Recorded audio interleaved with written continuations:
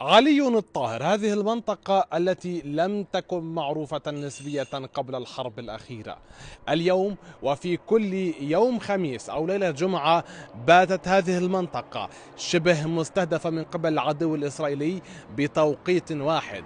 من هو علي الطاهر وماذا يوجد هنا؟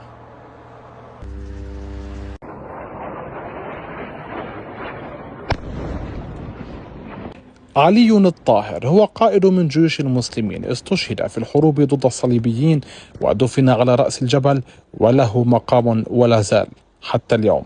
قبل الحرب الإسرائيلية على لبنان كان أهالي النبطية الفوقة وكفرتبنيت يقومون بالزيارة للمقام بتوقيت زيارات دينية كالأربعين وعاشوراء.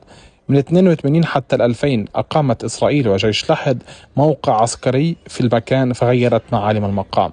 سمي بعلي الطاهر على اسم الولي الصالح المدفون فيه، ومقامه موجود حتى الآن. كما يوجد في المنطقة نبع مسمى بنبع عين الطهرة وبئر مياه قديم.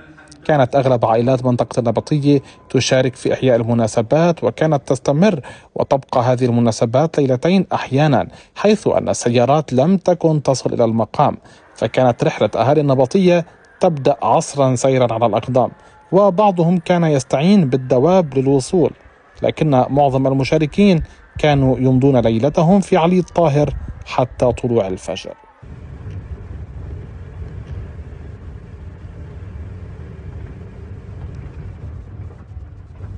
بين علي الطاهر وبين عين الطهرة باتت هذه الأرض معروفة للبنانيين.